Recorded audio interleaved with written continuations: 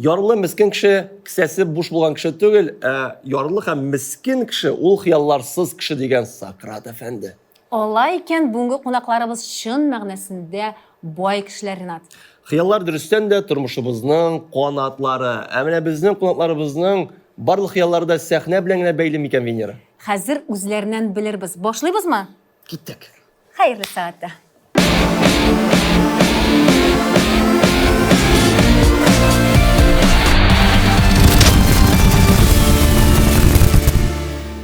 Сәлам дуслар, эфирда кунак бит шоу. Сезнең белән кабаттан Венера Аитова Һәм Ринат Галәскәр. Рәхмәт бик зур. Һәм инде безнең бүгенге студиябыз кунаклары, әйдәгез әле Венера алкышлар белән каршы алырга әзер булып торыгыз. Татар эстрадасына ышанычлы адымнарын ясаучы сәләт ияләре, сез моңа үзегез дә берничә мизгелдән инанырсыз. Самат Нәбиуллин, тамда алкышлар юллыйлар бер-беребезгә. Цезария Саид һәм Зөлфия Тимерова, алкышларыгыз. Хуш килдегез, мөхтәрәм кунакларыбыз. Ничек кәйфләрегез? Яхшы. Аллаһка шөкер, сез. Мөхтәрәм кунакларыбыз, без бүген инде коллега белән хыяллар турында сөйләшә башлаган идек һәм сезгә дә шушы сорауны бирәсем килә. Менә сезне төп хыялыгыздан ерак айткан сукмаклар булдымы? Гомумән, кем музыка дөньясына алып керде? Кем беренче адымнарны ясарга ярдәм итте? Ну, у меня никогда не было мечты петь. Я еще до недавнего времени, до недавнего времени я не знала, что я буду петь, да еще на 17 языках. То есть еще 5-7 лет назад я начала этим заниматься, ну, потому что, ну да, я же пою, я же работаю где-то в коллективе, наверное, мне надо развиваться. И решила свои вокальные навыки поднимать. И почему-то вот поняла, что у меня интерес именно в первую очередь к балканской музыке. Я даже могу признаться, что вместо того, чтобы на татарском петь и изучить, сейчас-то я очень занимаюсь подробно татарским языком. Прежде чем выпускать песню, я обязательно, чтобы у меня звукорежиссер был татарин. А я почему-то 10 песен выучил на болгарском. Вот, не понимая, зачем я это делаю просто. Шок катмалыша. Менә бит. Искиткеч. Самат, сезне кем җитәкләп алып килде музыка дөньясына? Әйтегез.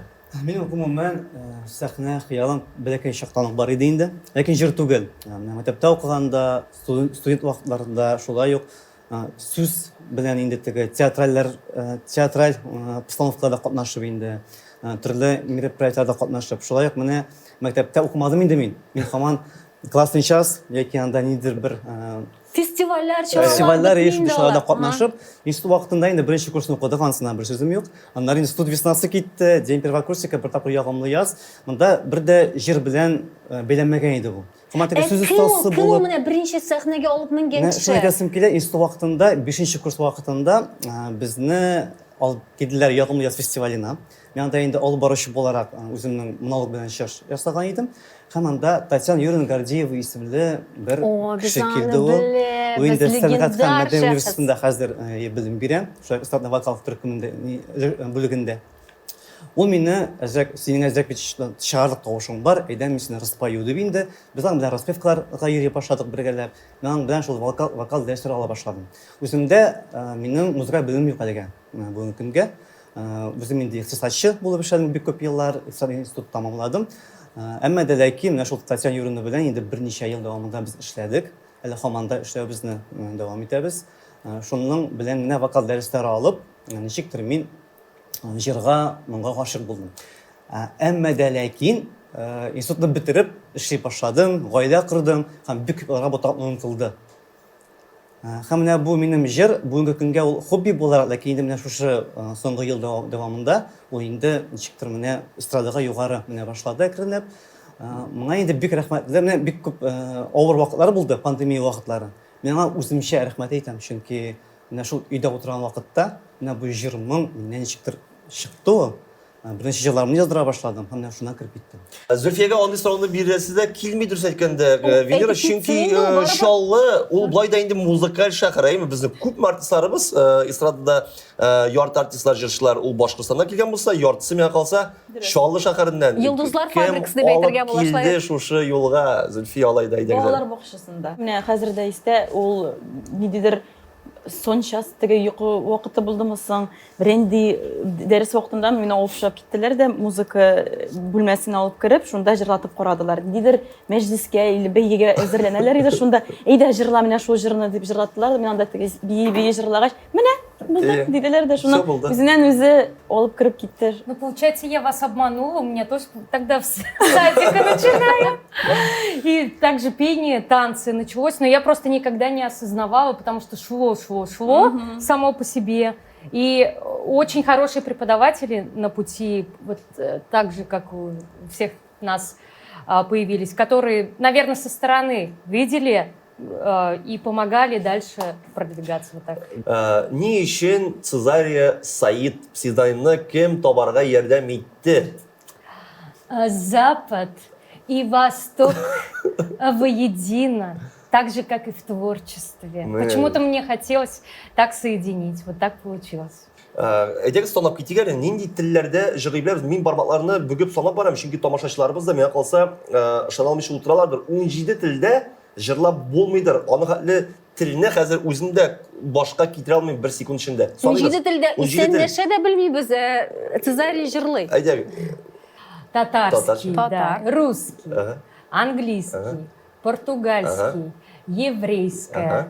крымско-татарский, турецкий, Ага. испанский, Ага. итальянский, болгарский. Болгарский. В болгарском тоже балканские языки, они похожи, Ага. и там тоже, можно сказать Да, на самом да, деле, конечно. ты поешь на сербском, на македонском, там почти отличия, честно, ну.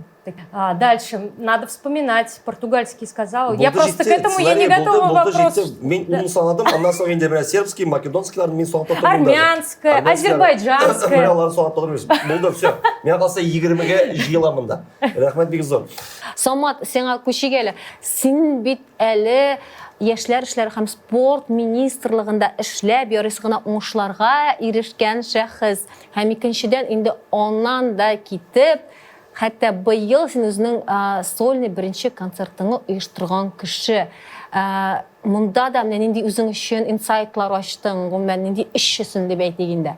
Тарихқа кіріп кетсек енді 2008 жылда институтты бітірген уақытта енді мен келдім министерствоға. Икътисадшы болып кіріп келдім мен анда. Енді міне 15 жыл ішлеймін. Іш орыным хаман өзгермей. Мен теге постоянство яратам енді мен ауыл теге келмей.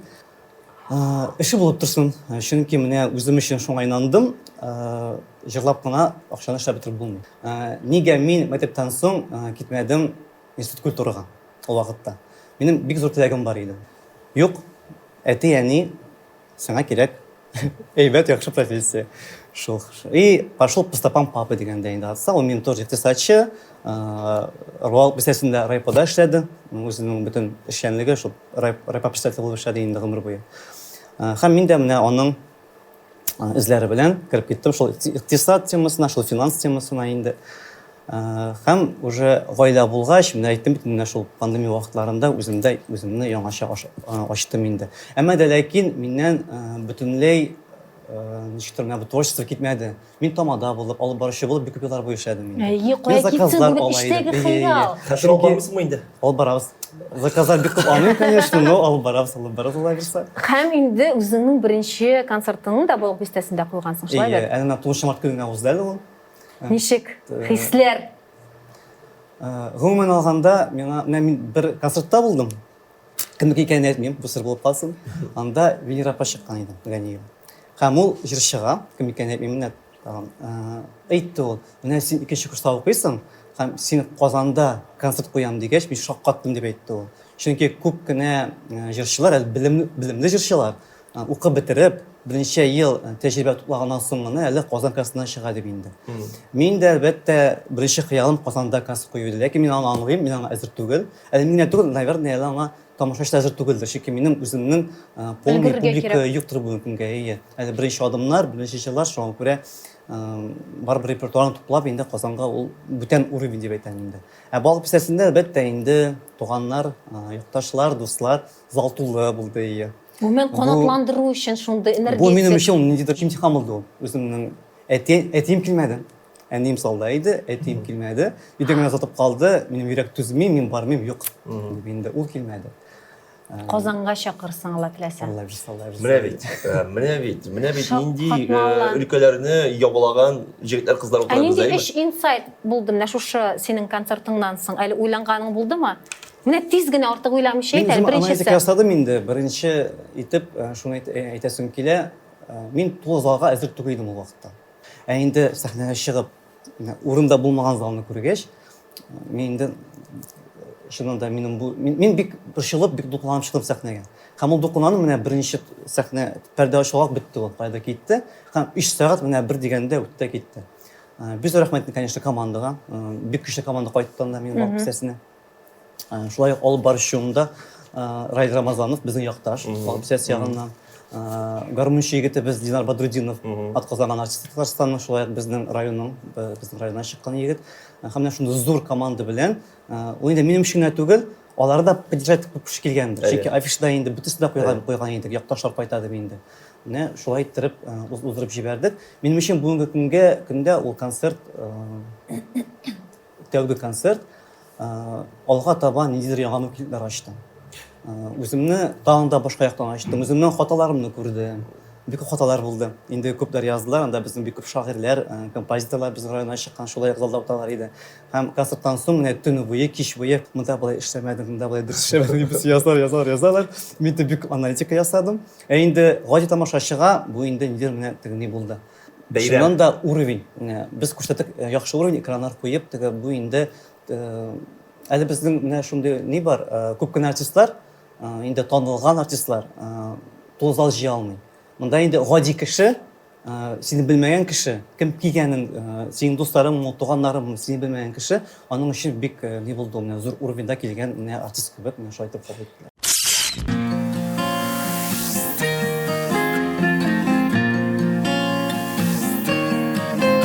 Жанга рәхәт булып куя, тавышыңны ишетсәм, иң якын кешем син әни, син җирдәге фәрештәм, иң кадерлем ниләргә, кадерлем диеп дәшик, тагын бик күп еллар әле, әниле булып яшик, әниле булып яшик. Син өйрәткән дугаларны йөрәк түрендә йөртәм, теләкләрем теләп сиңа кабатлыйм һәр көн иртән. Иң кадерле ниләргә, кадерлем диеп дәшик, тагын бик күп еллар әле, әниле булып яшик, әниле булып яшик.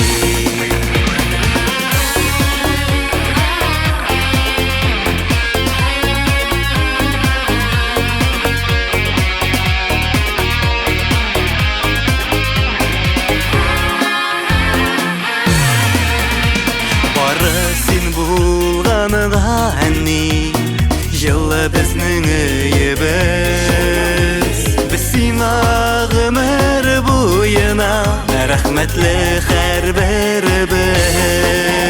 Кадерле ниләргә, кадерлем диеп дәшик, тагын бик күп еллар әле, әниле булып яшик, әниле булып яшик. Кадерлем ниләргә, кадерлем диеп дәшик, тагын бик күп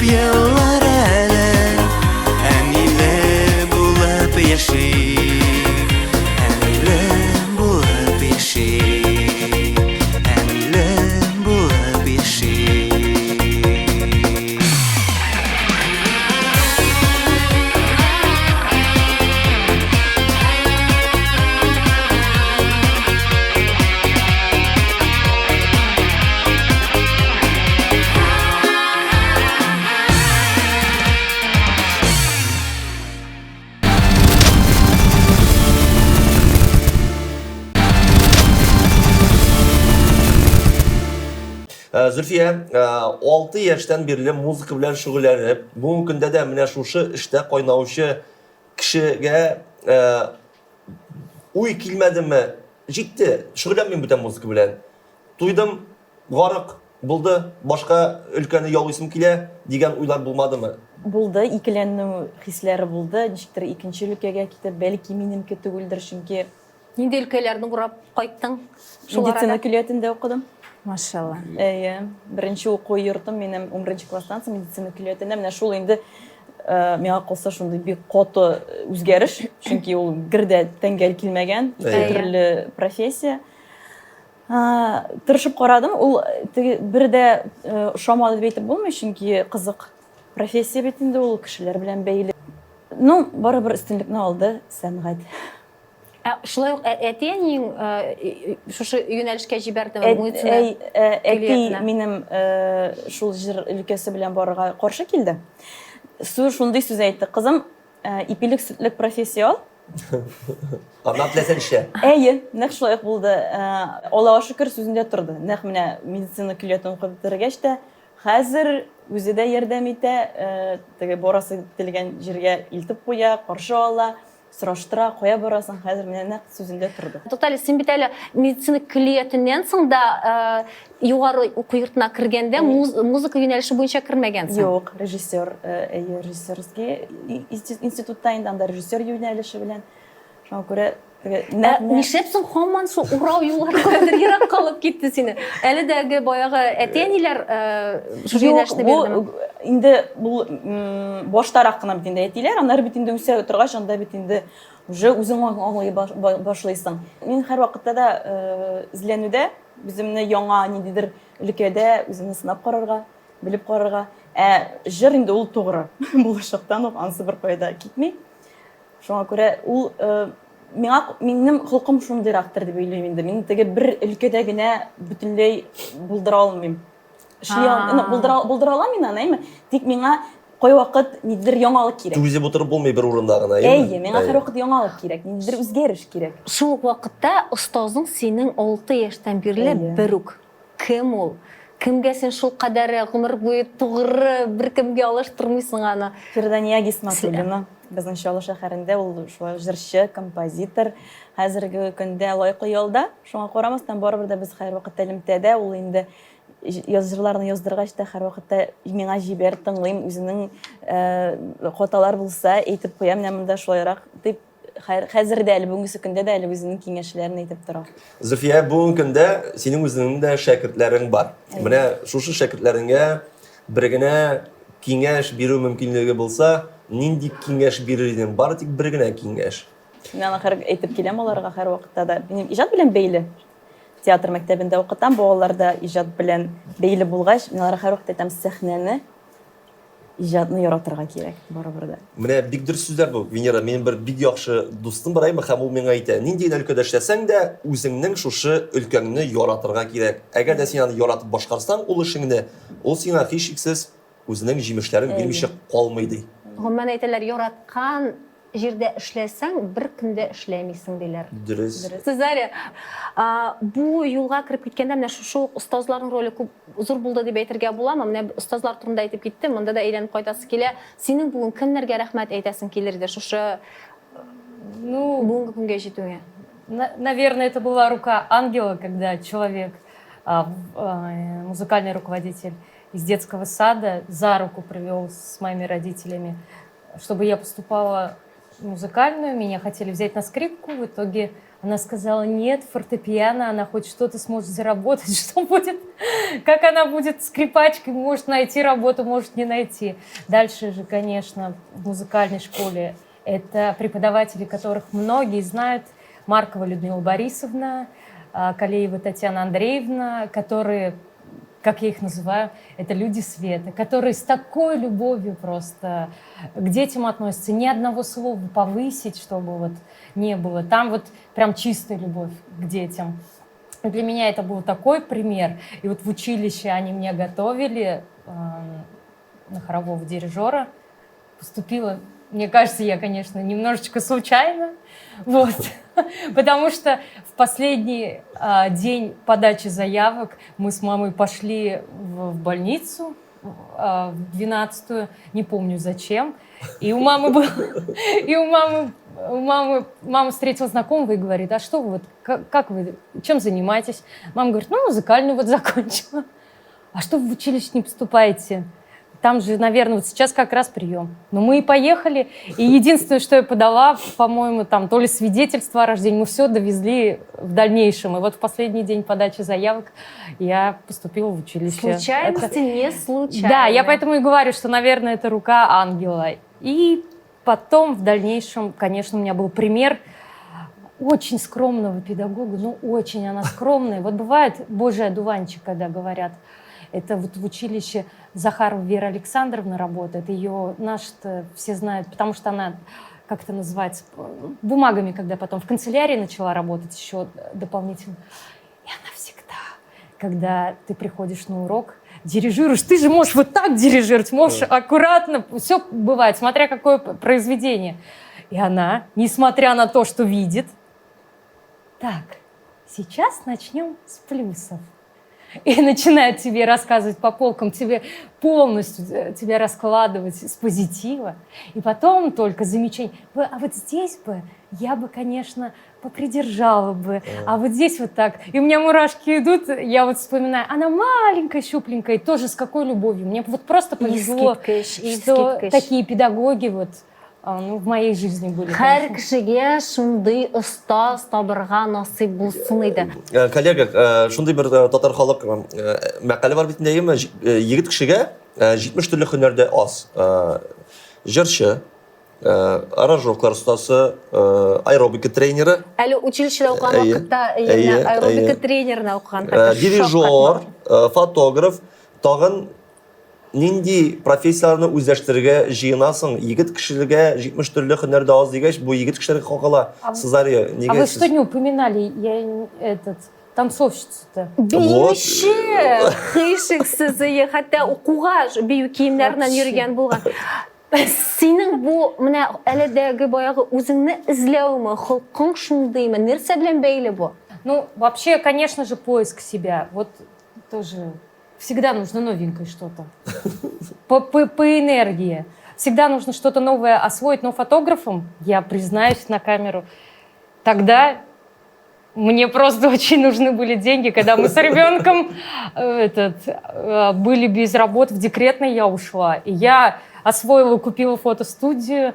По 2 суток не спала. Представляете, ни на минуту не ложилась. Я осваивала фотоуроки по YouTube только. А тогда же не было распространенных, как у нас сейчас, что сейчас пойди туда, выучись на фотографа, сюда, курсы разные. Не было тогда. Укырга барырга бит акча кирәк әле ансына да. И да, а я вообще, у меня такая ситуация была сложная просто жизненная. И Мен здесь... безне карап утыручы тамашачылар өчен искиткеч шундый мисал, нинди генә караңгы көн булмасын, син үзеңдә көч табып, теләсә кайсы профессияны үзләштереп, шунда акча эшли башлый аласың Я дигән. заплачу. Мин үземдә елыйм хәзер Сызария бөтен караңгы бүлмәләрне дә яктыртырга сәләтле. Самат, бик яшь булуңа карамастан, син бүгенге көндә 2 егет, 2 малай әтисәеме? Менә шундый бер әйтем бар бит инде. Балаларга музыкаль белем бирү зарури. Син бу киңәш белән килешәсеңме? Әллә инде минем балалар үзләре сайларлар, үзләре белерләр кая барырга икәнен, аларның башларын катырмыйм дигән фикердәме? Мин үземнең примердан чыгып әйтәм, бәләкәй чакта без һаман әти сүзе белән тордык инде. Авылда үстек бит инде, авылда яшәдек, шуңа күрә әти ни әйтә, безгә инде ул закон ие. Әтинең без күз карашыннан куркып тора идек инде. Менә шулай үстек. Мин әтимә бик рәхмәтлемен. Ул алай үсмәсәк, мин наверное бүген алай ныгып бетмәгән булыр идем. Инде үз балаларыма килгәндә мин үземнең примерны куймыйм. Чөнки менә үземә авыраклар булды анда чакта менә. Әти юк һәм Үзеңә каршы килергә ие, кирәк. менә мин үземне нәрсәдер менә Хыялыңа каршы киләсең. ул хәзер дә каршы килүдә түгел ул. Басырга кирәк. Русча әйткәндә, себя что-то убиваешь просто менә. Оседает и бетте китте, унутыла. Һәм кашандыр ул аннары ничектер бүтән төрле чыга, бүтән поступок белән чыгып китергә может түгел. Шуңа күрә мин балаларга да әйтәм, хәзердән заманса бүтән. Без инде урамда үстек, урам баласы булдыга, телефонда алар һәм мин улым алай вообще блогер ул минем. Алар теге современный вакытта бүтәнчә үсәләр алар, белмим. Кичкә малайга да әйттек, 4 яшьтә әле дип решениелар итеп булмый. Улым малайга инде мин әйттем. Менә спорт бар, менә музыка бар, нәрсә. Ул җырлавын җырлый, ул кайвакта җырлап җырлый, рэпында җырлый, минем җырлавымда кайвакта үзгәртеп нәрсә әйтеп бирә ул. Но ул аның өчен компьютерные игры беренче чиратта и блогерство. Аның YouTube'да үз каналы бар. Шуңа күрә менә мин дә каршы килмим. Бәлки ул киберспортсмен булыр синең. Әлегә менә киберспорт менә аның өчен менә иң. Шуңа күрә мин аңа сразу әйттем. Пока вот формируется подростковый инде. Үзеңне эзлә дип әйтәсең, курыкма Үзеңне эзләнер. карай, үзеңә нәрсә ошый, мин аңа теге каршылар пока куймыйм әлегә. Әти сүзе бар инде, безнең гаиләдә теге бүтән нәрсә дозволен дигән нәрсә түгел, но инде үз шөгыльенә килгәндә аның пространство бүлмәсе үзенеке. Һәм мин пока сиңа преграды не ставлю. Шундый безнең правила. Үзең бит син менә музыкаль белем әлегә алмагансың. Менә алга таба алырга теләгең бармы? Һәм балаларыңа да менә егетләр нәрсә белән шөгыльләнсәгез дә, кайбер шундый әтиәннәр бар. Менә музыканы зинһар өчен минем өчен генә булса да, мәсәлән, бетерегез дип әйтәләр. Син аларга димәк андый киртәләр куймыйсың. Һәм үзең өчен дә.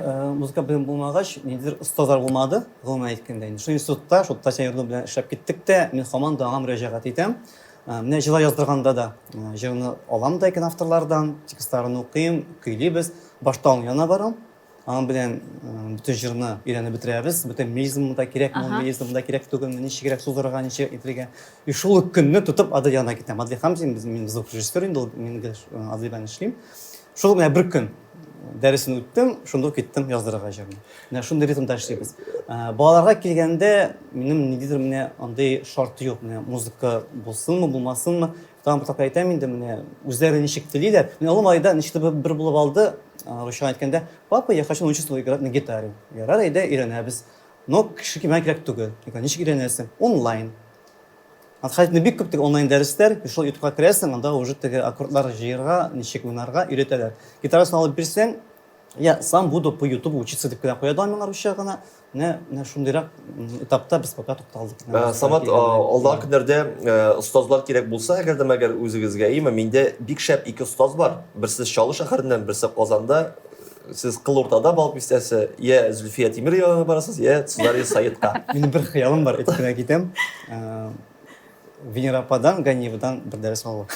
Бер дәрес. Хотя бы бер. Син нишләп минималистсың? Бер дәрес димә, анда укырга, аның шәкерте бул. Укуны ие, белем инде кирәк ансы. Бәлки хыялланганда уксамат зур итеп хыялланырга кирәктер. Менә бер дәрес дисәң, Аллаһ Тәгалә шуны ишетергә мөмкин. Ә син шәкерте булырга, бер лексәң, аннан китә инде ул. Менә бер лексәң, менә Зөлфия, сез бит инде күп еллар дәвамында Виталий дәдәй Агап белән эшләгән кеше, шуңа күрә әйтеп китегез әле, менә Виталий Агап белән эшләгән вакыттагы иң зур сабак нинди булды сезнең өчен? Ул тырышлык. Мин бик сокланам ул шәхес белән, остазым белән. Мин бик шат аның төркеменә эләгүем белән. Бик күп сәхнәдә үзенең тотыш буенча тәҗрибә бирде ул. Әле хәзердә нидер мәҗлесләрдә, беренди концертларда күрешсәк тә, ул һәр вакытта да безне карый. Аннар үзенең киңәшләрен әйтә.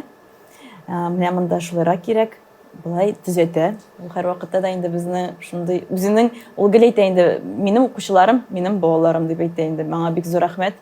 Ничә эштә була карамастан, Виталий абый һаман саен шулай яшьләрский, энергиясе ташып тора һәр вакыт.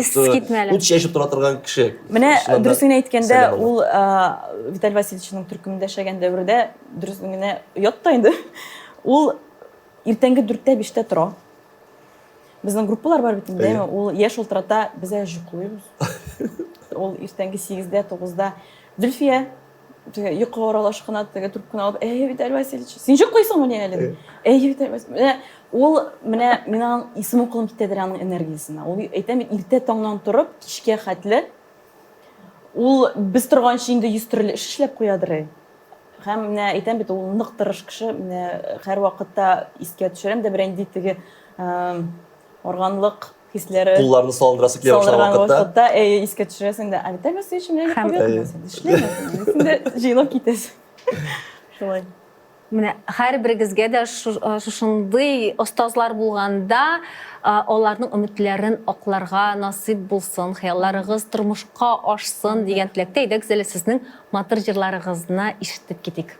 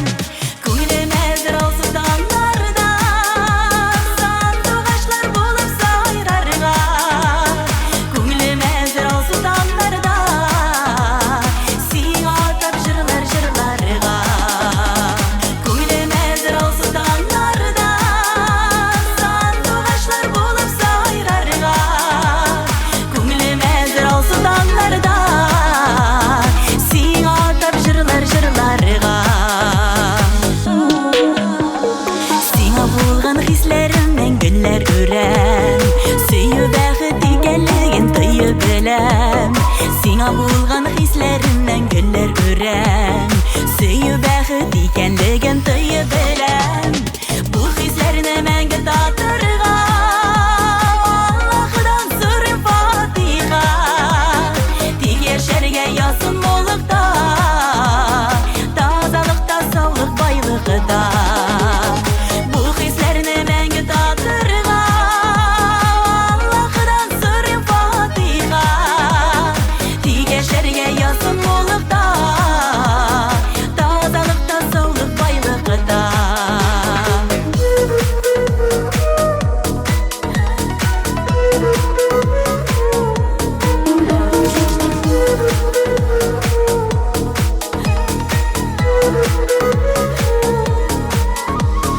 Моңлы итеп никах укыр безгә күкләр, бар күгәрчен һаваларга очып китәр. Моңлы итеп никах укыр безгә күкләр, бар күгәрчен һаваларга очып китәр. Яңа тормыш бүген башлана, бәхет кошын бер үк ташлама. Үткән көннәр белән хушлашып, бар канатлар күккә ашкына. Яңа тормыш бүген башлана, бәхет кошын бер үк ташлама.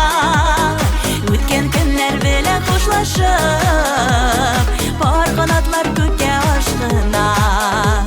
Үткән көннәр белән хушлашып, бар канатлар күккә ашкына. Бар канатлар күккә ашкына.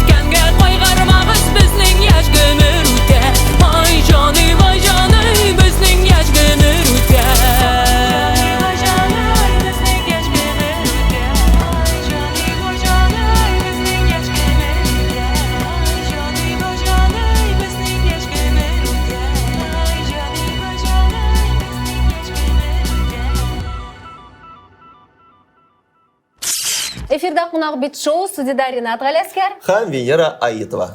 Бүген без татар эстрадасына үзләренең ныклы адымнарын ясап килүче сәләтле егет кызлар белән сезне таныштырубызны дәвам итәбез. Әйдәгез сулдан уңга таба башлыйк әле. Алмаз Закиров, Азнакай районы алкышлар юллыйк әле кызларыбызга.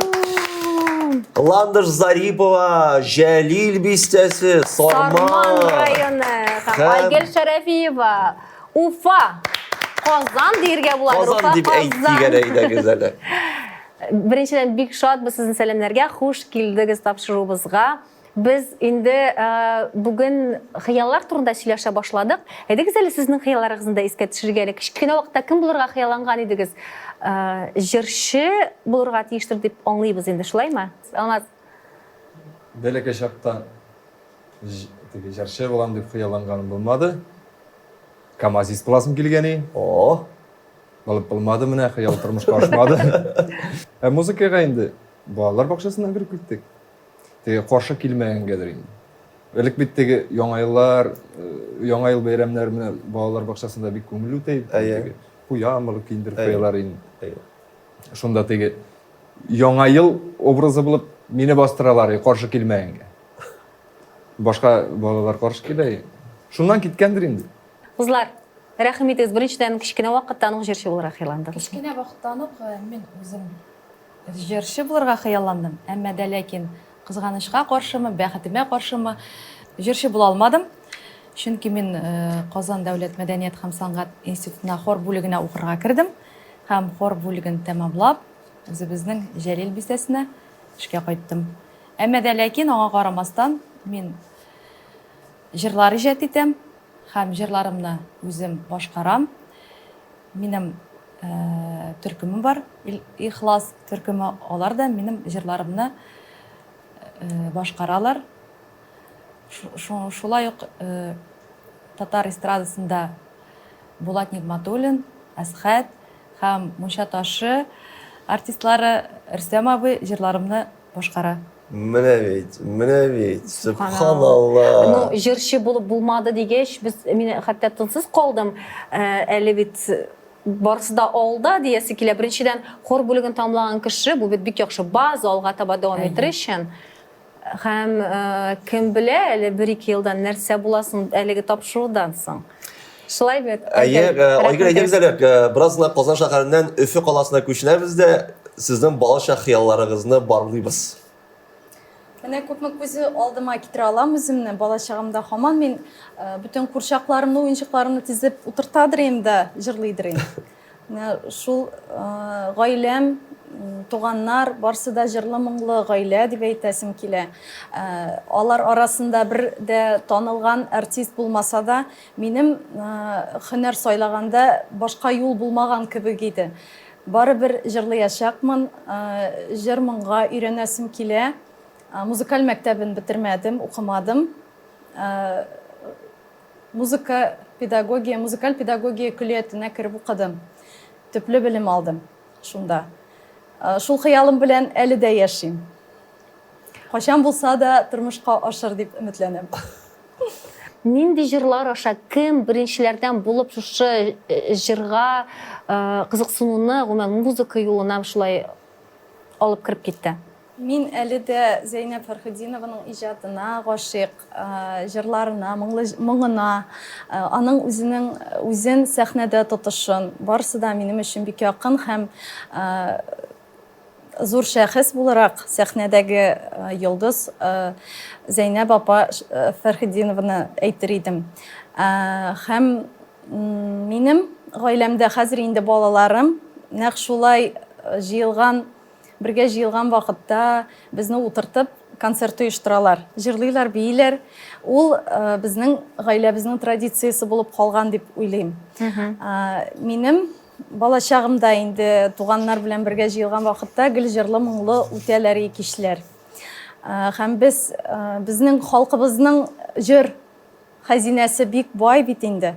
Башкортстанда туып үскәч, без башкорт җырларында, татар җырларында җырлыйдырык.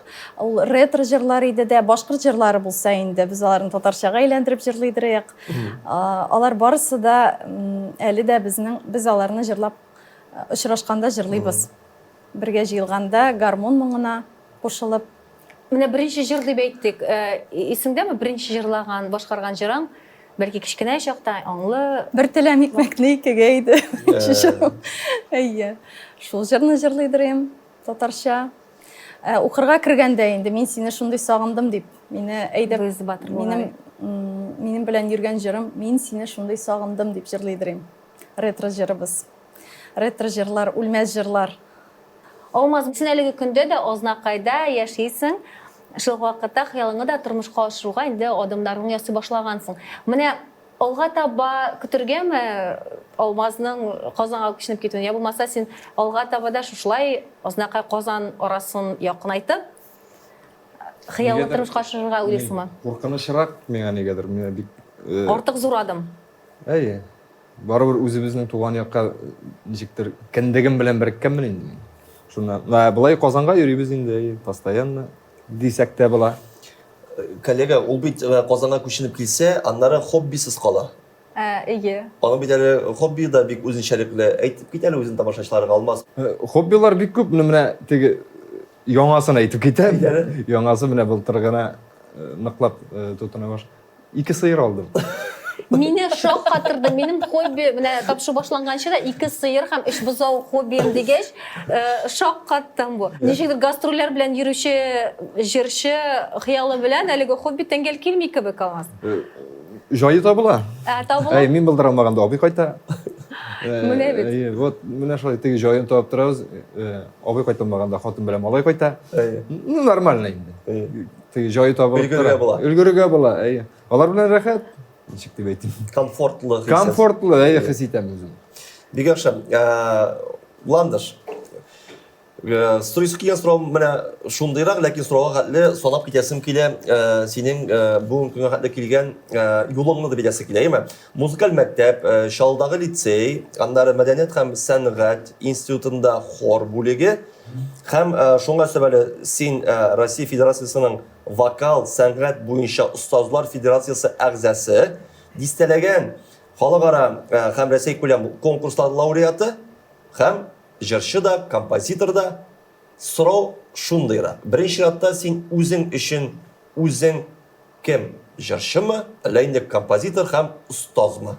Бик катлаулы сорау булды. Беренче чиратта мин бүгенге көндә әни кеше. Аха. Әйе. Ничек дип әйтим? Бәләкәй чактан ук мин җырлар язып, аларны башкарып үстем. Хәзердә бу шөгылемне мин дәвам итәм. Һәм шушы шөгылем минем профессиональ эшкә әйләнде. Бүгенге көндә әйтеп китүемчә инде вокал ансамблем бар, Ихлас дигән. Мәдәниятка, сәнгатькә мәхәббәтне шушы балаларга, үзем йөрткән балаларга күчерәсем килә. Алар матурлыкны, гүзәллекне күреп, белеп үсеннәр иде, белеп җырласыннар иде. Татар халык җырларын күбрәк белеп үсәләр. Безнең мәдәниятебез шактый байрак булыр. Беренче язылган җырыңны хәтерлисеңме соң? Әлбәттә. Мин ул җырны 16 яшымда яздым. Чаллыга укырга киткәч, 1нче курста. Синең йөрәгең дигән җыр ул.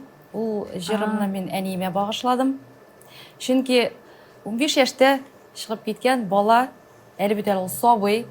Чалда укыганда мин Сарман районыннан, гомумән әйткәндә, башка районнан мин бер үзем, башка кызлар Чаллы шәһәрендә. Һәм әлбәттә сабый өйеннән чыгып киткән, әти-әнине сагына. Инде бөтенесен ташлап, яңадан кайтырга да риза идем. Әмма дә ләкин укырга кирәк, әни белән әти укырга кирәк, кеше булырга кирәк бу тормышта, үз юлыңны табырга кирәк дип, мин аны Аллага шөкер тәмамладым, әйбәт тәмамладым. Аннан соң инде укырга кирдем монда Казанга. 16 яшында яздым мин ул җырны, Синең йөрәгең дигән җыр. Бүген менә шушы язылган җырларның исәбе, хисабы бармы? Күпмеләп җыр композиторлык дәфтәрендә дип әйтимме соң? Мин үзем Кенәгәсендә. автор буларак үземнең җыентыгымны чыгардым. Анда бары тик 22 җыр кирде. Рус телендә дә, татар телендә дә. Общий килгәндә инде бер 30лап 30'dan артык җырларым бар бүгенге көндә. İkinci sorumda var bir tane kollega. Özün sahneye çıkıp jırlagan vakitte kübrek borçluluk hisler sezesin mi? Әллә инде менә шушы senin şagirdlerin ansamblin jırlagan vakitte kübrek dulkınlanasыңмы? Әлбәттә, ансамбль чыгып китә җырларга. Әйе. Инде ничек җырлап чыгырлар? Инде сүзләрен генә онытмасалар ярар. Микрофоннарын дөрес тоталар микән? Инде партияларын гына онытмасыннар дип сәхнә артында дир-дир калтырап торасың. Чистый үзең чык та җырлап бит инде, әйме? Теге Аларны интернетта өйрәтер. бар бит шундый, теге укытучылары алар белән бергә җырлап Әйе, әйе, әйе. Демәк, менә шушындый Маймылланып торасың сәхнә артында. Дөрес кенә әйткәндә. Aygül, sosyal çitlerde özünüzü absolut bәхетле kişi deyip atıyorsunuz, değil mi? Әйтегез әле шул уңайдан. Absolut бәхет ингредиентлары нинди ул? Бармы аның бер нинди формуласы? Менә мин үземне absolut бәхетлеме, юкмы икәнемне тикшереп карыйсы килә шушы формула буенча. Гомумән кайчан моның турында уйлана Әйе. башладыгыз? Чөнки кеше бәхетле булырга мөмкин, әмма аңламый. Менә шушы мизгелдә мин шундый бәхетле һәм кемнеңдер бәхетендә, хыялында яшим икәнмен. Құдайымның бергеніне шүкір, мен бик бәхетле, әлбәттә, абсолют бәхетле кеше. Шүкір. Һәркем, һәрбер кеше үзенчә аңлый бәхетне. Тоя, күрә. Минем өчен бәхет ул минем үземнең бик кирәкле кеше икәнемне тою. Һәм минем өчен бик кадерле кешеләр исән сау булсалар, янымда булсалар, шунда үземне бәхетле тоям. Беренче чиратта димәк, Курста барасыз, үз кешеңне табып, гаилә корырга, балалар табырга бу база, аннары инде калганнары. Әйе. Музыка һәм башкасы күңелне ямьләндерә торган гына элементлар димәк. Дөрес аңладыкмы? Барысы да булырга тиеш, шуның өчен абсолют бәхетле булыр өчен. Шул ук вакытта, Айгөл, сез кайгылы мизгелләрдә, әйтик, менә әтиегез бакыйлыкка күчкән вакытта да бик күп җырлар язылды, әнием бик күп шигырьләр язды, бик күп җырлар җырланды әлеге чорда дип әйтәсез. Күпме булды әлеге җырлар һәм сез аны әле дә башкарасызмы? Мин Искә төшеп хәзер китәсез. күбрәк бик күңелле, гаиләм турында, тормыш рәхәте, яшәү рәхәте темалары, күңелем кояшы дигән, мәхәббәт, дуслык темаларын чагылдырам күбрәк җырларымда. Мин әле бик зур шәхес дип әйтмәс идем үземне, автор башкаручы кебек күрәм инде үземне, үзем иҗат иткән җырларымны башкарырга. Минем әнием шул минем бала чагымда ук әтиемә багышлап безнең шул булган хәлләрне күрсәтеп җырлар түгел, сүзләр, шигырь формасында язган сүзләре бик хисап. Бүгенге көндә бер китап чыгарырлык. Әле дә бүгендә күп шигырьләр язып бирә, ул миңа күрсәтә, әйдә бергә уртак җыр языйк дип. Анда алар безнең шул уй кичерешләребезне, кайгылы вакытларыбызны кичерергә ярдәм иткән җырлар. Әлегә сезнең репертуарыгызда ул урын тапмады, мәк киләчәктә булырга мөмкин димәк. Мөмкин, әйе, үзем дә әле ниятләп яшим, әтиемә багышлап җырларга, башкарырга.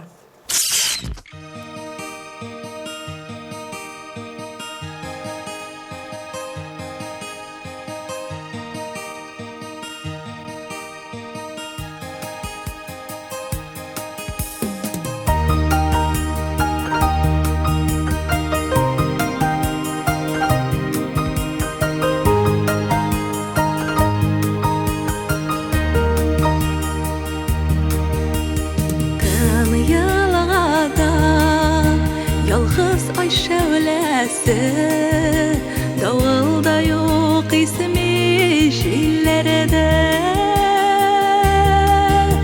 Күңелемдә шымырт чәчәкләре, Хәтер булып ярсып тибрәнә.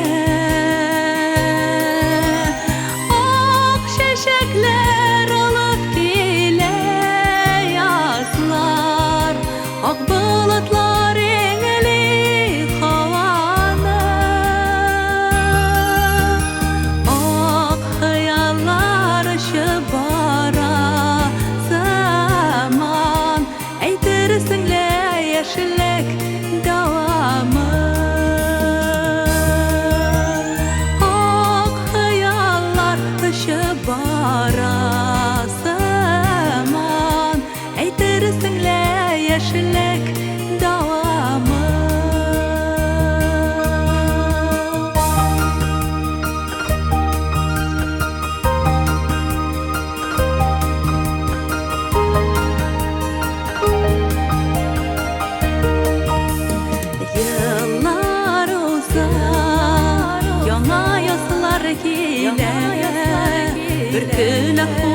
хисләр шымыртам Кәүсәрләргә мәңге үрелеп калган Сүзләреңне синең онытмам Ак чәчәкләр алып килә язлар Ак болытлар еңели һаваны Ак хыяллар очып бара заман Әйтерсең лә яшеллек дәвамы Ак хыяллар очып бара заман Әйтерсең лә яшеллек дәвамы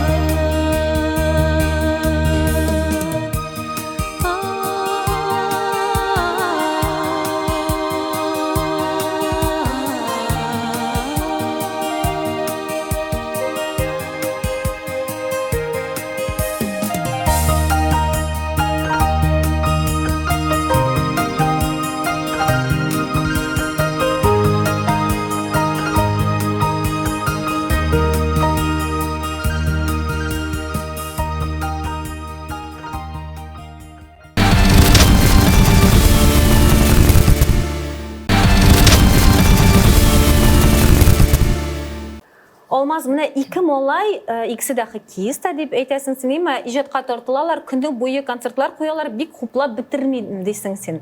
Менә димәк, музыка юлынан китүен теләмәс идең булып чыгамы? Җитдирәк профессия кирәк егетләргә дигән классик караштамы әллә сез? Юк, алардан түгел. Бәләкәйдән үк иҗатка теге менә җырчы булу миңа калса кирәк түгел. Бәләкәйдән үк. Бәләкәйдән ул җырчыга өйрәнеп булган кошанда. Теләге булса, тавышы булса, Бик өйрәнеп кызык караш. була. Менә именно Башта спорт, җитди профессия. спортка уже соңга калалар. Менә үзем бәләкәй чактан ук конькида йөрергә хыялландым, һәм анда йөри алмыйм әле. Өйрәнеп булмады. Өйрәтүче булмады. Теге бер коньки бар иде, безнең 44-нче размер. Шул конькины киеп чыгып китәк су буена. Шуңа аркылы гына басып йөрик. Малайларым шуңа әйтәм, бәләкәйдән өйрәнеп калсыннар әле дип хоккейга бирдек инде. Икесе йөри тфу-тфу нормально. Сез үз хыялыгызны тормышка ашырасыз булып чыга түгелме соң? Алай түгел. Мен башта аларның үзләренә барып күрсәттем. Мин аларны специально алып бармадым. Башта алып барып карадым, ядан садиктан алып бардылар. Үзләре кайтып әйткәч кенә мин аларны алып бардым бу сарайга. Иҗатка тартылгач, спорт бит музыкага бер дә каршы килми кебек. Килмей, укуга җитешмәскә мөгетләр. Шуның өчен Бик җитди карамыйсыз ахры сез музыкага, Алмаз, юкмы? белмим. Әллә Үзем шунда булгангадыр Барыбер инде. чыгачак. Үзем шунда булгангадыр, миңа ул җиңел бирелгән сымандыр инде. Булай инде көндә концерт карыйбыз. Икәүләп концерт куялар, зал полный, хатын белән икәү утырып торабыз. VIP урыннар. VIP урыннар, мин света музыкта шунда утларда яндырып сүндергәләп торам. Хатын юк барып кына утыра. Кем белә, бәлки исемнәре ничек малайларның? Азамат, Салават. Азамат белән Салаватны кем белә, бәлки без тиздән ишетербез дә, чөнки бик күп җырчылар шул кечкенә вакытта өйдә урындыкка басып концертлар куеп башлыйлар үзләренең иҗат юлын. Менә бәреп чыксыннар әле үзләре. Менә шулай дип көтеп утырам. Менә бит каршылыклар аша шулай бит җиңел генә булмасын киресенчә. Бик кызык караш. Ландыш, ұстаз буларак сұрау бирәсе килә. Хәзерге вакытта, хәзерге көндә вазгыять шундыйрак, конкурсларга, балалар катнашындагы конкурсларга һәм аларга бәя бирү буенча карашлар үзгәрә тора һәм алар уңай якка түгел дигән сүзегез бар. Сезнеңчә, менә шушындый конкурсларда катнашу балаларга бүгенге көндә нәрсә бирә? Һәм инде әти-әниләргә балаларны ничек әзерләргә, әлеге конкурсларга балаларның конкурсларда катнашып кайтканнан соң күңел төшенкелегенә бирелә торган вакытлары да булырга мөмкин бит инде. Остаз буларак берничә генә киңәш бирегез әле безнең әти-әниләргә. Конкурсларга килгәндә, конкурслар төрле конкурслар бар. Алар көннән-көн үсә бара. Коммерция конкурслары бар, башка төрле конкурслар бар. Әгәр дә бала сәхнәгә чыгып үзен тота икән, сәхнәгә чыгып үзен күрсәтә ала икән, бәләкәй чактамы, үсмер чактамы, бу бик яхшы күренеш. Чөнки ул киләчәктә ул балага тәҗрибә тупларга бик ярдәм итәчәк. Бәягә килгәндә инде менә конкурсларда оценивание жюри дигән әйбер бар. Ул субъектив һәрвакытта да шулай бит. Бу проблема дип әйтсәк тә була. Балаларга татарча репертуар бүген көндә бик сирәк. Бу бик җитди проблема. Чөнки балаларга җырларга аларның яшенә туры килә торган җырлар юк дип әйтсәк тә була. Шуңа күрә күпчелек татар халык җырларына мөрәҗәгать итәбез. Татар халык җырларын заманча аранжировкалар ясап, балаларга да кызык булсын өчен сәхнәгә чыгып үзләрен күрсәтә белергә кирәк. Әти, әни ягыннан килгәндә, мин үзем музыка мәктәбендә эшләгәч, төрле чираклар була. Кай вакытта әти, әни баланың, мәсәлән, сәләте юк дип китерәләр. Бәлкем кайчандыр ул сәләт ачылыр, берәр һөнәр алыр ул бала дип. Әмма дә ләкин баланың үз теләге юк икән, аны йөрүдә мәгънә юк. Интектермәскә. Русча әйтмешли, из-под палки ничего хорошего из этого не выйдет. Баланың үз теләге, баланың үз Тартылуы, омтылуы кирәк. Хыяллануы кирәк. Сәхнәгә чыгам дип, аның күзләре янырга тиеш. Менә мин бар андый балалар. Теге менә сәләт Алла бабай бит инде ул табигатьтән биргән сәләт. Кемдер тырыша инде ничә еллар буе тырыша, әмма дә ләкин андый зур нәтиҗәләре юк. Әлбәттә, баланың күңеле төшергә мөмкин. Әти, әни кырыенда булганда балага улым борчылма, әле барысы да алда, әле бу синең беренче адымнарың дип, шундый ярдәм итә торган әти, әни булса кырыйда, балага шактый җиңелрәк булачак. Менә барып чыкмады, бер начар чыгыш. Кешенең гомерлеккә күңелен кире кайтарырга мөмкин. Хәтта сәләтле, күзләре янып торган баланы да. Менә нәрсә эшләргә аларга бу очракта? Миңа калса, бу ситуацияны кабул итәргә кирәк. Һәм кулларны төшермичә, алга максат куеп, шушы туры юлдан барырга, ул менә син килдең дә артист булдың түгел бит ул. Нәтиҗә булыр өчен, аның өчен бик күп тырышырга кирәк, бик күп эшләргә кирәк. Шул бер номерны куер өчен дә күпме хезмәт куярга кирәк. Бала сәхнәгә чыгып, матур итеп чыгыш ясар өчен. Шуңа күрә максат куелган икән, шул юлдан алга. Айгөл Сурис килгән сорагым бар тагын, белән бәхетле кешеләр турында сөйләшәбез дип әйтәбез сезнең белән. Бар шундый термин, везучий кеше дигән, бәхет кушы тоткан кеше дигән, Фартовый диләр, фартовый диләр. Бу термин дөрес гыйбарәме, әллә инде бу гыйбара артында бик зур хезмәт кую ятамы? Сезнең фикерегез нинди? Һәм инде менә барчагызга да шушы сорауны бирәсе килә. Кем белә инде мөмкиндер, но бер 10% уңыштыр.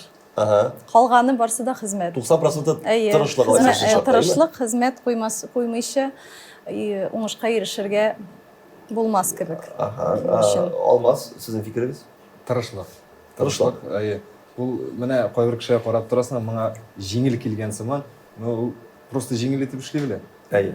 Менә ул өлкәдә, например, эшләмәгән булса да, ул аны ничектер менә җайлы итеп эшли. Ул теләп эшли.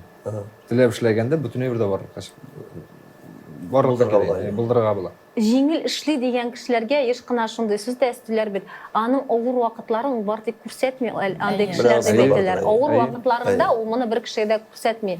Җиңел вакытыңны күргәч, кешеләр нидер нәтиҗә ясарга мөмкин. Шулай бит?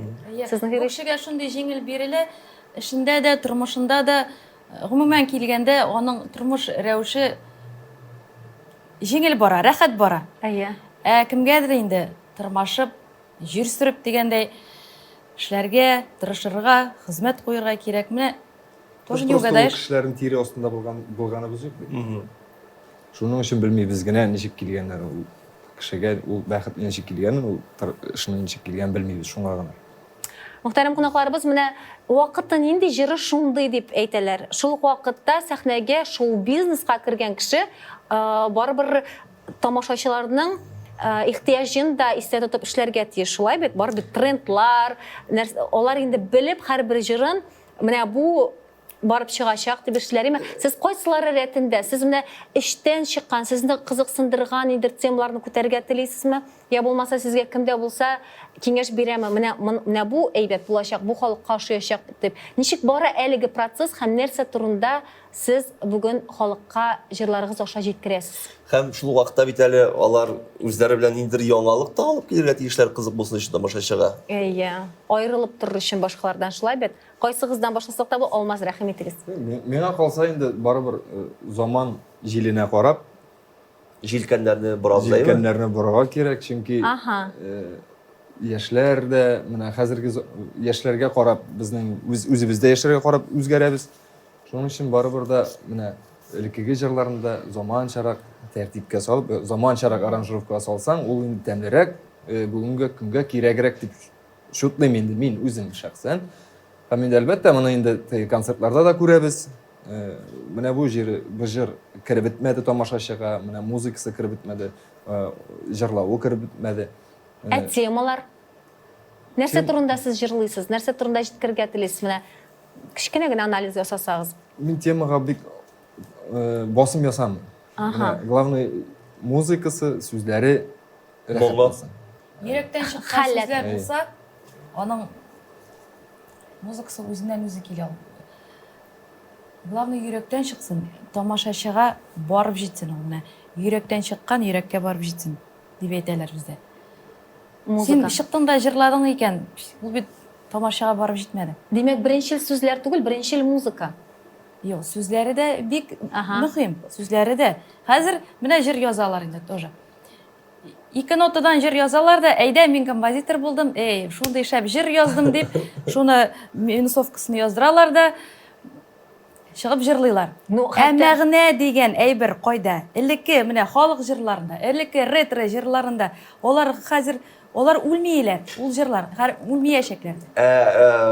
Ландыш уйламыйсыңмы? Менә бүгенге көндә сез мәгънәсез дигән җырлар бер 20-30 елдан ретро җырларга әйләнерләр дә һәм инде шул буыннан әйтерләр. Менә хәзер мәгънәсез җырлар, ул вакытта. Онсы шулай. Хәзерге балачага шулай дип уйлый. Шулай дип уйлый. Хәзерге менә буын. Әлбәттә, композитор буларак сез ниндер мәгънә, ниндер сыйфат ягыннан карыйсыз җырларга шулай бит. Ә менә сез әйткән 2 тактлы вируслы җырлар миллионлы караулар җыярга мөмкин. Әйтик, аларны балалар да, зурлар да бөтенсе карый, анда ниндидер җүләр мәгънәсез ниндидер сүзләр. Чөнки балачага шушы буын аңа карап, шуны тыңлап, ияләнеп, олар башка җыр тыңлый белмиләр.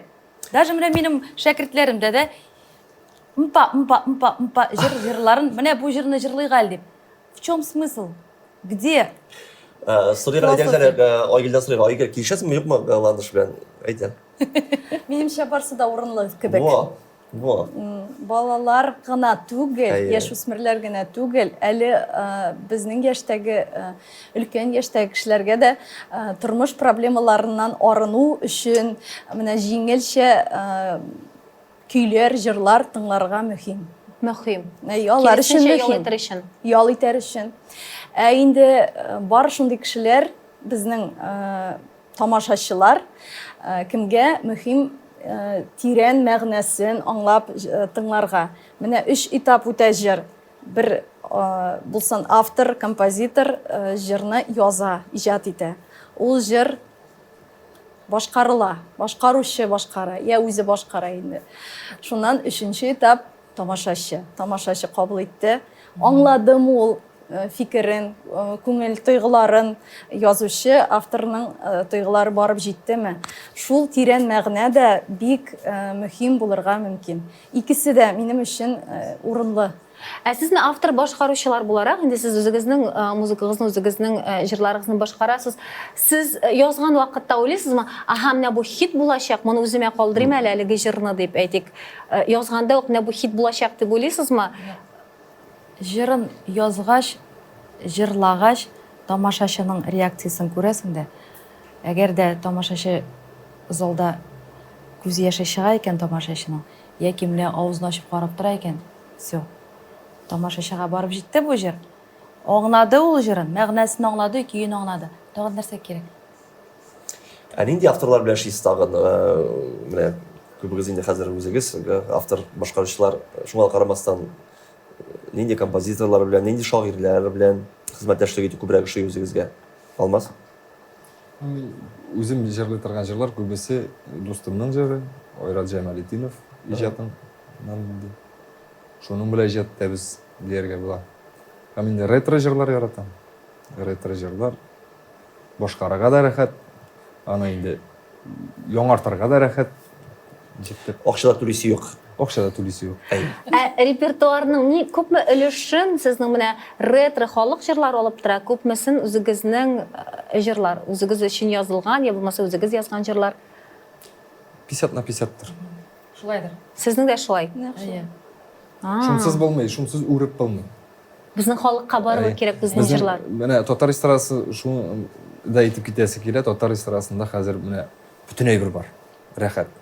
Тамашачы нәрсә тели, нинди менә төрле тамашачылар бар. Халык җыры тыңларга тели икән, халык җырларын җырлаучылар. Современный тыңларга тели икән, андый мөмкинчелек тә бар. Андый мөмкинчелек тә бар. Разнообразие күп. Ничек менә сез шушы юлга аяк баскач үзегезне айырып күрсәтергә телисез? Кайсы ягыз белән айрылырга телисез? Минем үзем шәхсән валай уйлаганым юк. Ничек була, шулай була. Озак уйласаң, бөтенләй Сайланып торсаң булмый. Кызлар, сез үзегезгә нинди шигырь әйтә аласыз? Нинди шигырь белән яшисез? Миңа ошады, мөһиме нәрсәдер эшләргә, селкенергә. Ничек кенә яңгыраса да, шуннан да хәрәкәтләнсәң, нәрсәгәдер ишергә була сезнең? Девиз дигәннән бу тормышта кеше булып калырга кирәк. Кайберәүләр менә югары дәрәҗәле урыннар алып торалар бит, нәйме? Бүген ул кеше бар ул урында. Иртәгә ул кеше юк ул урында. Кеше булып каралырга кирәк, гади кеше булып калырга кирәк бу дөньяда. Минемчә башка берничек тә булырга мөмкин дә түгел. Сен гади буласың икән, кеше дә сиңа омтыла. Кеше дә сине ярата. Кеше дә синең белән сөйләшергә генә тора менә. Һәм җырларында Мосайып, мин менә әллә кем борын чуеп йөрүдән мәгънә юк бу. Ике тиенлек дөньяда кеше булып калырга кирәк. Минем девизим менә күз алдыма нәрсә китерә алам, алар мөһим. Менә шундый әле соңгы вакыт дип әйтәсем килә. Чөнки без шундый безнең заман, менә ни телисең, теләгең зур булса, хыялың булса, күзләрең балкып торса, шушы хыялыңны уйлаганда, шул максатыңа тырышып барсаң, барысы да пазл кебек җыелып бара, шул юнәлешкә таба. Мөмкинчелекләр бик күп безнең бүген. Теләргә кирәк, ниятләргә кирәк, шул юлдан әкрен генә булса да адымнар ясарга. Барлык иң кыю хыялларыгыз тормышка ашсын. Мөхтәрәм кунакларыбыз, инде хәзер үзегезнең матур җырларыгызны ишетеп китергә вакыт килеп җитте.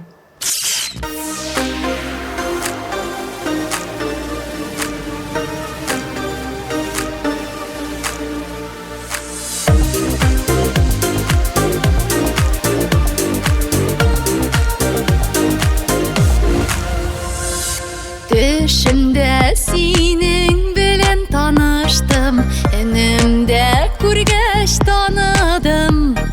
Min yüreğimni singə açdım, düşdən önümə qaçdım. Xəyalım şınaşdı digəndə, sənə ol deyib döşəm гаləmgə.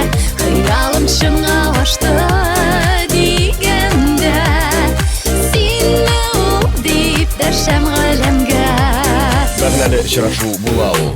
икәү юл чатында күрешү. Минем өчен син аяз күгем, үзем сүрәтеңне төшердем. Былыксыз галәм синең өчен мин очраштык, аңлыйм бу юкка түгел, бер ылы сөйгә артты. Җир.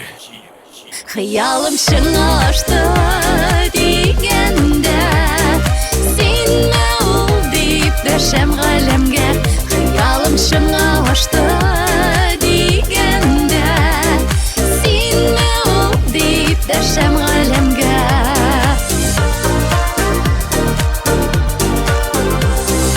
Исемеңне кушам галәмгә, яшәү кеше ташый тәнемдә. Канатланып очам хыялымда, гомерлек мәхәббәткә.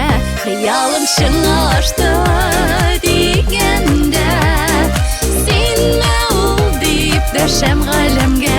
Хыялым шыңа ашты дигәндә, синме ул дип дәшәм галәмгә.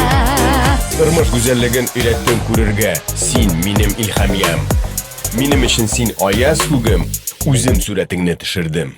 Синең исемең кушам галәмгә, тормыш юлдашым бул гомергә. Очраштык, аңлыйм бу юкка түгел, бер ылы сөюгә артты җир. Хыялым шыңа ашты дигәндә, синме ул дип дәшәм галәмгә. Хыялым шыңа ашты дигәндә, синме ул дип дәшәм галәмгә. Хыялым шыңа ашты дигәндә, синме ул дип дәшәм галәмгә. Синең исемең кушам галәмгә, тормыш юлдашым бул гомергә. Очраштык, аңлыйм бу юкка түгел, бер ылы сөюгә артты җир. Хыялым шыңа ашты дигәндә, синме ул дип дәшәм галәмгә. Хыялым шыңа ашты дигәндә, синме ул дип дәшәм галәмгә. Синме ул дип дәшәм галәмгә.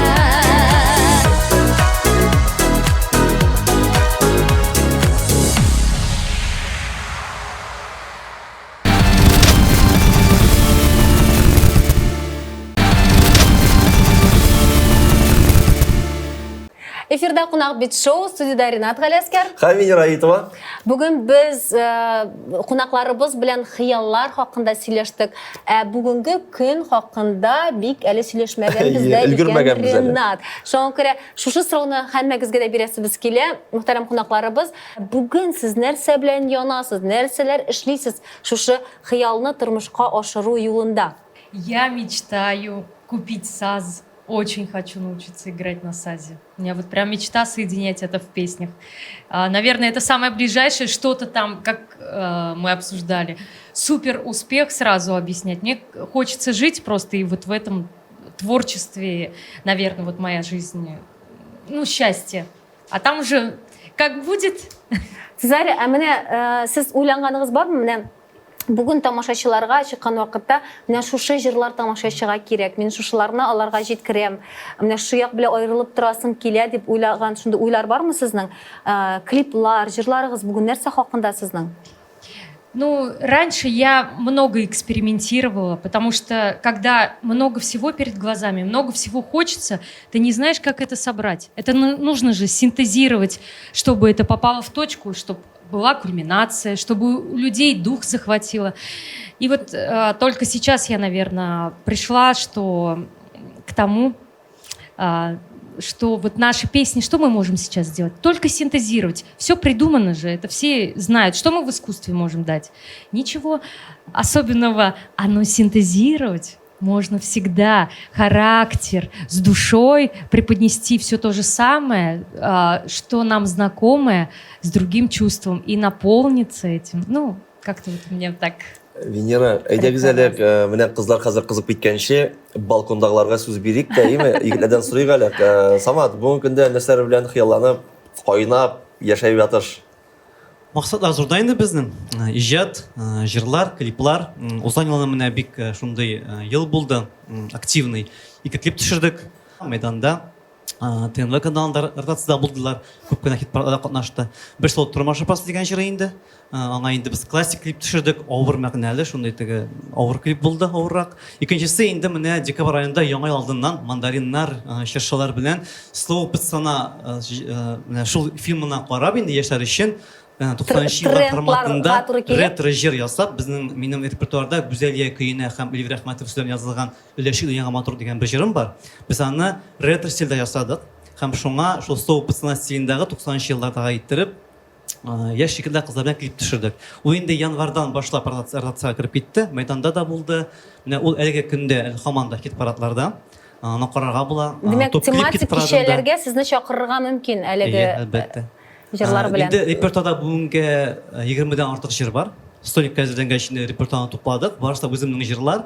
Алар джаз стилендә, рок стилендә, төрле стильдә, менә мин бер нәрсәне алмыйм. Төрле композиторлар, төрле авторлар белән төрле стильдә җырлар ясыйбыз инде. Төп авторларым композиторлар Гүзәлия, Ревай Хисматуллин, Хамид Мәткәримов, шулар белән бергә эшлибез. Һәм алга таба менә хәзер тагын бер клип төшәбез апрель башында Әни турында. Аның сүзләре минем бер туган апайым язган иде. Композиторы инде бу җыр күп кылы җыр булды. Анда соавторство Илназ Гарипов белән Тимирхан Мухаммедзянов көен яздылар. Менә шул җырга тагын бер клип дөнья күрәчәк аларсы. Менә Соня концертта инде бик күп җырлар яздырылды, бик күп җырлар иҗат ителде. Һәм менә шул җырларны быел халыкка җиткереп бетерәсе иде. Менә шул максатлар. Мәйдан телеканалынан без аларның барысында күрә алачакбыз, күргән асыл булсын. Зөлфия, елмаеп утырасыз шундый матур гына әйтеп. Быел яңа җыр чыкты, дуэт яздырдык. Безнең чаллы егете, талантлы баянчы егет. Әле менә күптән түгел шулай ук җыр өлкәсенә кереп, үзе язган сүзен дә, көен дә Кояшым дигән җырыбыз чыкты безнең. Тыңлап карарсыз. Тыңладым. Ул әз генә үзенчәлекле килеп чыкты, яшьләрчә. Шуңа күрә ул инде үземә карата теге яңалык булсын дип, шуңа күрә алай берсә шушы җырга өметләр баглыйбыз, алай берсә шул җырыбызны экраннарга чыгарырга исәп. Алай берсә. Рәхмәт Изландыш. Сез нинди хыяллар белән янасыз? Хыялга килгәндә, сентябрь аенда 23-нче елның мин инде күптән хыялланып йөргән тормышка ашты минем хыялым. Мин үземнең сольный концертымны куйдым. Үзебезнең Җәлил бистәсендә, Мәдәният сараенда. Ул май аенда теге отчет концерты кебек куйган инде без үзебезнең музыка мәктәбендә. Зал тулы. Һәм Җәлил халкы нишләпсең син безнең Мәдәният сараенда куймасың концертыңны дип, мин әйтәм, кем килсен инде анда дип куркыбрак тордым. Чынлап бу курку булды. Кеше килер микән? Халык тыңлар микән? Әмма дә ләкин сентябрь 15 сентябрь көнне булды ул. Зал шыгырым тулы, басып торырга да урын юк. Минем куркуларым Шелпәрмә килде. Аллага шөкер, Ходаема мең рәхмәт. Бер хыялым тормышка ашты. Хәзер инде хыял дип әйтсәк тә була инде, мин бәләкәй чакта музыка мәктәбенә килгәндә скрипкага яздылар мине. Чөнки фортепиано отделениесына урын юк иде.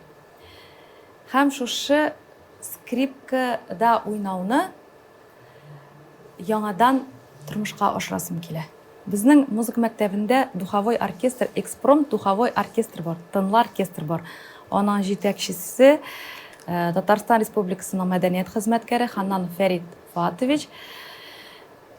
Шул оркестрда мин җырлыйм, кушылып оркестрга һәм скрипкада яңадан уйныйсым килә.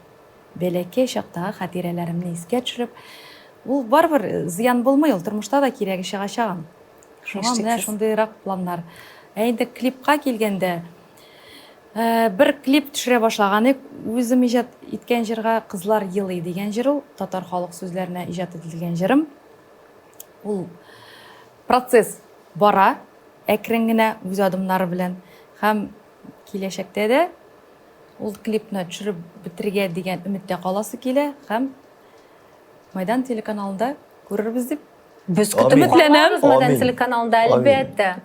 Амин тормышка ашсын. Айгөл. Якын тормышыма теләкләрем, ниятләрем Яңа җырлар иҗат итү һәм менә яз җитте, көтеп алынган яз, ул яз сулышы белән илһамланып, матур җырлар язырга, җырларга, башкарырга, әлбәттә, булган җырларым әле бик күп түгел, аларны ишетеп, хезмәттәшлек итәргә иде бар кешеләр, кемнәр сорый, әйдәгез, әйдә миңа да шундыйрак бер темага җыр язып бир әле дип. Мин үземне бик зур шәхес итеп тоймыйм, әмма дә ләкин кеше килеп әйткәч, минем җырларымны ишетеп шундый фикергә килгәч, язып карарга кирәктер дип уйлыйм. Демәк, экспериментларга Әзер һәм инде бик зур хыялым бар.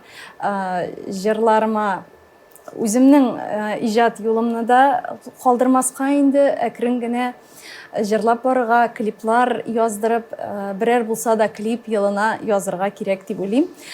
Чөнки мин дә былтыр Пионнар дигән җырыма клип яздырдым. Анда мин әни турында күбрәк булды инде, гаиләм, әнием, балаларым. Һәм яңа темага, яңа җыр булып чыккач та Алла бирсә клип яздырырга һәм менә әле бүгенге көндә минем җитәкчелек астында балалар ансамбле эшләп килә, Тамыр исемле, Айтуган исемле балалар ансамбльләре эшләп килә уңышлы, Аллага шөкер. Шундыйрак балалар, сәләтле балалар җыеп, олылар өчен дә шәхси үземнең вокал мәктәбемне ачып җибәрәсе килә.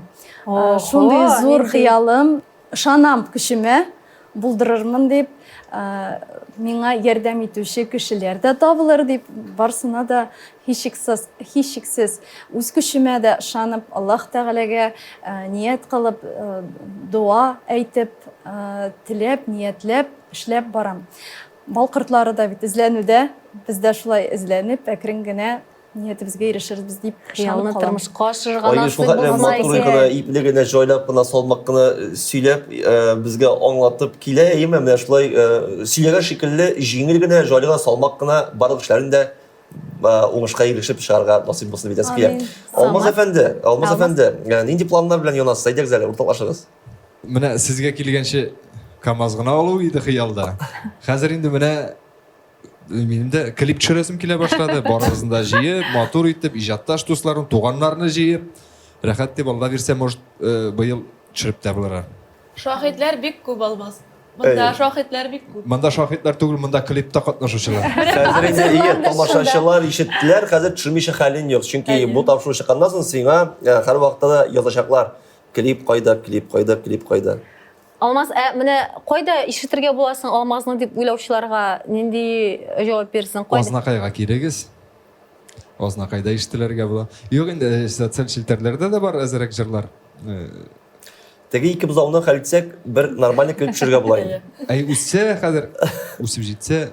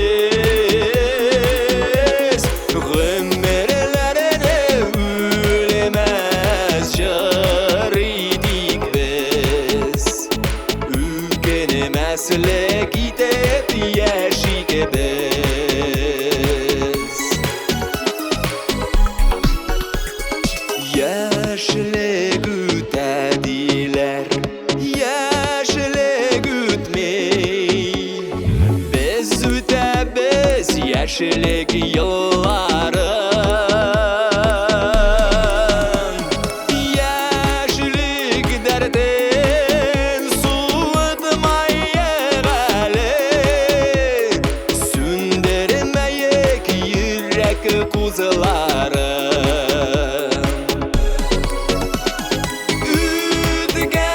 Үткен иниді олыға қора Үтер юлыны матур тикебіз Ғымырларыны өлемәз жыр идік біз Үкенемәсілік итеп яшик біз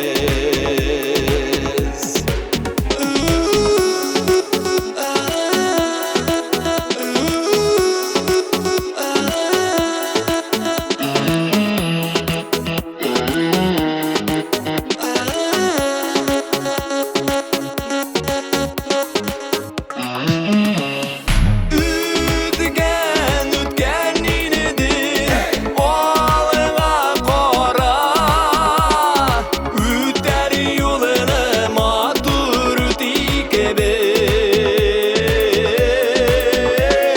Ғымырларыны өлемәз жыр идік біз Үкенемәсілік итеп яшик біз Үткен иниді олыға қора Үтер юлыны матур тикебіз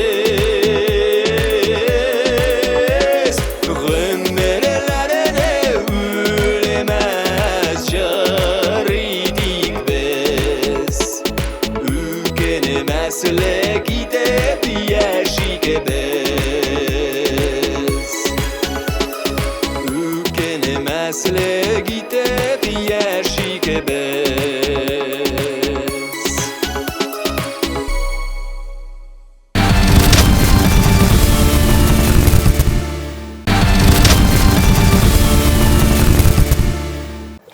Цезария, нинди хыяллар белән янасыз тагын?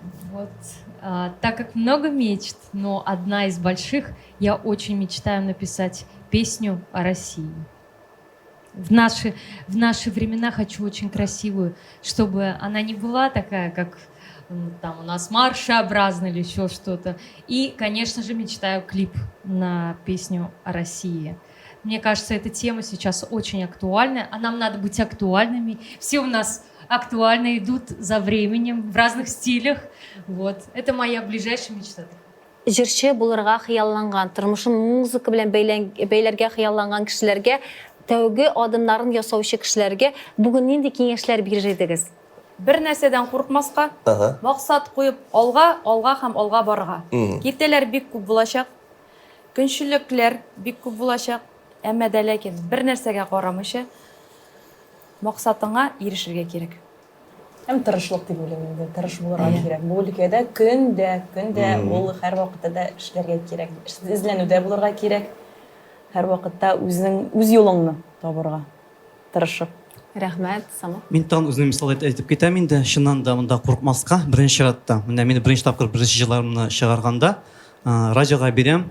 Монда хусавет үтмәй, тегендә хусавет үтмәй, бик овыр булды менә кирип китүләре. Барыбер бер якта ишек ябылса, икенчесе ачыла. Шуңа күрә курыкмаска кирәк, алга таба барырга, алга только алга. Шул. Я поддерживаю абсолютно, вот все правильные слова сказали. И самое главное, не бояться всегда в любой ситуации быть самим собой. Вот когда мы в поиске себя, кто бы как ни подумал, что бы реально тебе не сказал. Это самое главное, потому что тогда дорога идет именно, складывается тем путем, как нужно. Қойағына яшәудән қарамастан да, қойағына болсаң да, шығарға керек, жырларға керек, қорықмасқа керек, дұрыс айталар мына коллегалар, қорықмасқа керек, тырышырға керек, рахат итеп яшәргә керек. Рахат итеп эшләргә керек. Шул. Тормышның ямен белеп, кадерен белеп яшәргә кирәк. Айгөл. Курку бит ул ят түгел. Куркырга да мөмкин. Барыбыз да куркабыз. яңа адымнар ясарга әлбәттә курку бар. Аны күрсәтмәсәң дә ул килеп чыга, күренә каян булса да, ничек булса да. Курыксаң да ятып калганча атып кал дип әйтә безнең татар халкы. Ясап карамыйча, җырлап карамыйча, чыгып карамыйча ничек беләсең? Буламы бу, юкмы? Килеп чыкмаса да мин эшләп карадым. Эшләмәй үкенгәнче эшләп үкенергә димәк. Бик кызык, бик Хәрәкәт итеп, хәл итеп, берәр ничек китереп чыгарып та мөмкин. Әлбәттә. Конечно же, никогда нельзя терять возможности прикоснуться к высокому, к великим педагогам. Мне вот довелось позаниматься у Фуата Мансурова. И я очень жалею, что не удалось длительное обучение дальше продолжить. Ну и другие дела были, потому что в консерватории много обучения других факультативов. И все эти возможности дают развитие и уверенность в себе. Когда много умеешь, ты просто понимаешь, что ты сам для себя эксперт. Тебе не нужно ни у кого что-то спрашивать по мелочам. Ты сам понимаешь, что такое музыка, понимаешь, как изнутри все это устроено. Әйтәгезләр, менә бер генә мизгелдә үзебезнең уңышка ирешкән көнне күз алдына китерик тә, шушы көнне тасвирлап күрсәтик әле үзебезнең тамашачыларыбызга. Үзем белән канәгать булдыр дип уйлыйм. Үзем белән канәгать булсаң, әлбәттә, бу чын уңыш белән калса, дөрес. Иң зур уңыш көне. Ландыш, сезнең уңышка ирешкән көнегез ниндирәк? Балалар белән шул конкурска еш йөрибез бит инде. Без конкурсларга, чит төбәкләргә дә чыктык менә быел 23нче елда. Әлбәттә, конкурска әзерләнгәндә күп тырышлык, күп вакыт, күп максат куела. Балалар сәхнәдән җырлап чыга бит инде. Көтәсең аның нәтиҗәсен. Ул нәтиҗә көткәндә инде әллә ниләр уйлап үтерәсең. Ничегрәк җырладылар микән, жюри әгъзалары нәрсә дип әйтерләр микән, протоколларында нәрсәләр дип яздылар микән. Аннан соң нәтиҗәне сәхнәгә чыгып жюри әйткәндә, ихлас ансамбле беренче дәрәҗәдә лауреат дигәч, менә сиңа хыял, менә сиңа нәтиҗә, моннан да зур шатлык. Балалар өчен генә түгел, ул бит җитәкче өчен дә әлбәттә ул нык шатлык, зур шатлык. Менә шушында күрәсең инде нәтиҗәңне. Эшләгән эшеңнең нәтиҗәсен күрә белсәң, аннан да зур шатлык юк. Айгөл, әйтәгезләр Айгөл белән. Ландыш төрешемнән алдың. Эшләгән, куйган хезмәтеңнең нәтиҗәсе кешегә ниндидер булса да үзгәреш, я аңа яшәүгә рәхәт өстәү, я аның нәрсәгә булса да өйрәнүең, синең белән шөгыльләнеп, синең белән хезмәт итеп уртак иҗат җимешем ул. Кешенең шул син куйган хезмәтеңнән файда табу, шуның нәтиҗәсен күрү, аларның бәхетле күзләрен күрү, сиңа килеп аны әйтүе, аны шуннан тизилеп, менә шул минем өчен Зур бәхет. Шул минем өчен зур уңыш, зур бәхет. Сызлар, әйтәгезләр, байтабыз, әйме күзләрне ябабыз да хәзер сезнең белән. Һәм инде менә шушы уңышка ирешкән көнегезне тасвирлыйбыз безгә. Вот с детства я видела разные картинки, не понимала, почему это такое мне снится или перед сном. Наверное, это можно и к мечте даже отнести. Я всегда, вот сейчас хочу делать такие шоу, и, наверное, я либо на сцене, либо я режиссер, когда дух захватывает у людей. Такую музыку, наверное, и к этому я... Происходило мое обучение всему.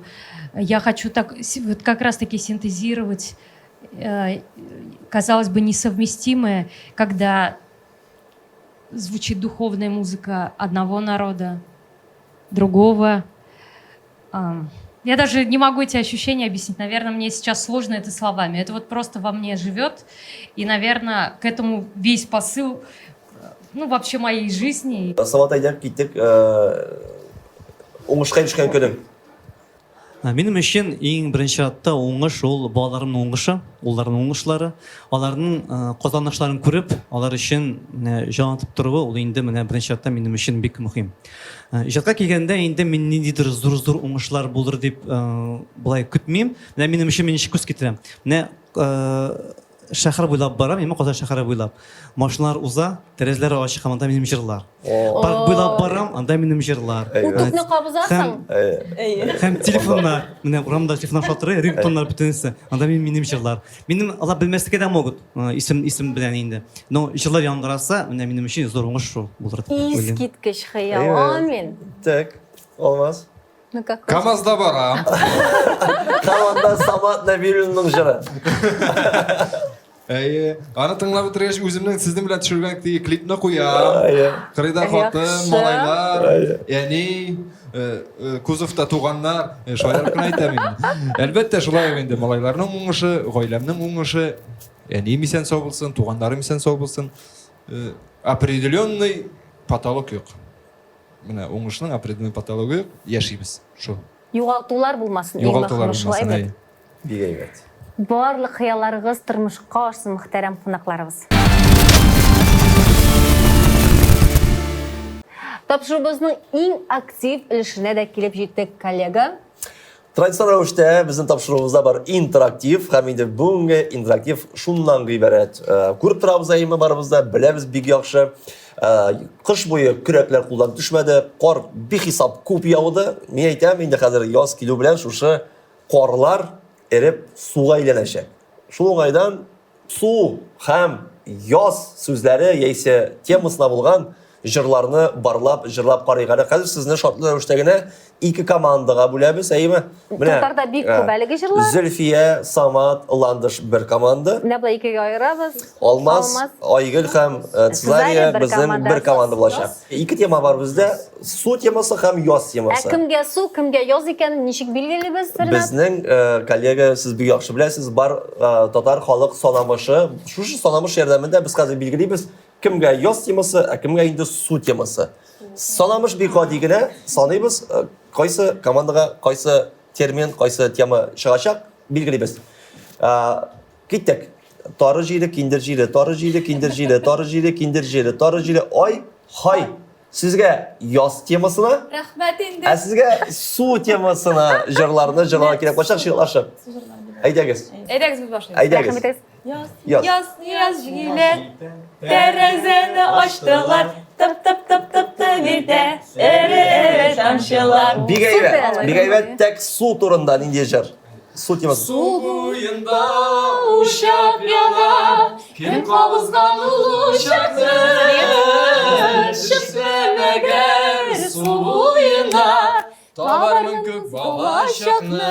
Бу су бит. Әйбәт, су, әлбәттә. Тәк яз. Репетицияләгән кебек. Яз килә дә килә, гомер шулай үтә. Уфтаныма, уфтаныма, уфтаныма. Булды шә. Әйбәт, кабул итә. Уеннан Әнкәй кайтып килә, каскарые алган кулына.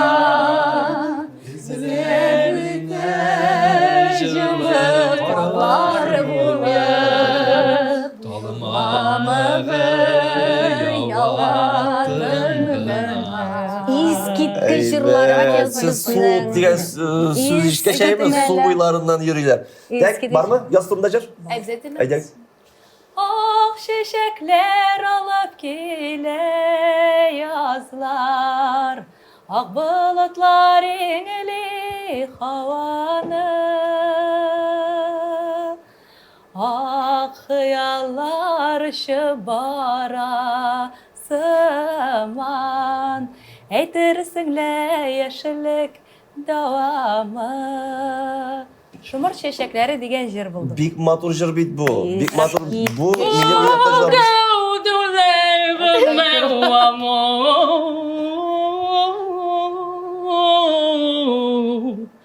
Тоже су турында бу. Да, про море. Море да сули. Коллега, булар безне хәзер бераз гына еме шыттырга җыйнаган шикелле. Телләрне өйрәнергә кирәк иде дип. Кабул итә.